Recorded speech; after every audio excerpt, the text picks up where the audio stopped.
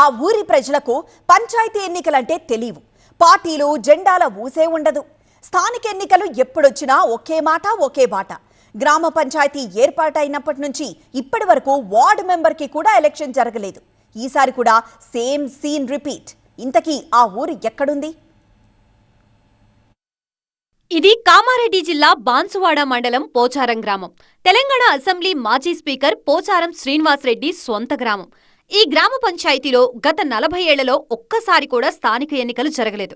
ప్రతిసారి ఏకగ్రీవమే.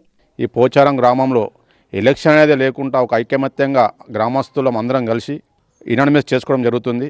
ఏ సర్పంచ్ ఎన్నుకున్నా కానీ ఇప్పుడు ఏ కులమైనా కూడా అందరం కలిసికట్టుగానే పనిచేసి అందరం కూడా ఏకగ్రీవంగానే ఎన్నుకుంటాం. ఏ మనిషిని కూడా ఇప్పటిదాకా మా ఊర్లో ఎవరిని ఎన్నుకున్నా కానీ ప్రతి ఒక్కరు మా గ్రామం మొత్తం చుట్టుపక్కల కూడా అంతా కూడా బాగా అభివృద్ధి చేశారు.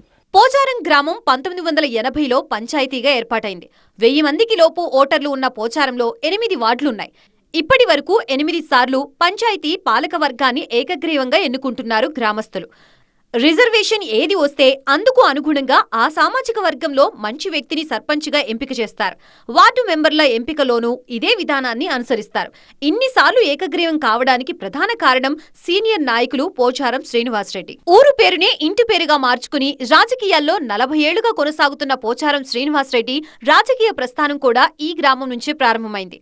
ఈ గ్రామానికి ఉప సర్పంచ్గా రాజకీయ జీవితాన్ని ప్రారంభించిన పోచారం అంచెలంచెలుగా ఎదిగి రాష్ట్ర మంత్రిగా, స్పీకర్గా, ప్రస్తుతం ప్రభుత్వ సలహాదారులుగా పదవులు చేపట్టారు. గ్రామ అభివృద్ధిలో ఆయనది కీలక పాత్ర. సొంత ఊరు కాబట్టి గ్రామానికి ఏ లోటు రాకుండా చూసుకుంటారని చెప్తున్నారు గ్రామస్తులు. ఇప్పుడు కూడా మాకు ఎస్టీ జనరల్ వచ్చింది. ఎస్టీ జనరల్లో కూడా మేము మంచి వ్యక్తిని ఎన్నుకొని సర్పంచ్గా నిలబెట్టుకుంటాం. ఏకాగ్రీయంగా ఎన్నుకున్నాం. డబ్బులు తీసుకుంటే అదే మాకు అడిగే హక్కు ఉండదు. ఈరోజు ఏకాగ్రీయంగా తీసుకున్నాం కాబట్టి మేము ఏం చేస్తామంటే ఆయన పనిచేయడానికో మాకు నిలబెట్టి ఆయన పిలిపించి అడిగే హక్కు మాకు దమ్ము ఉంటుంది.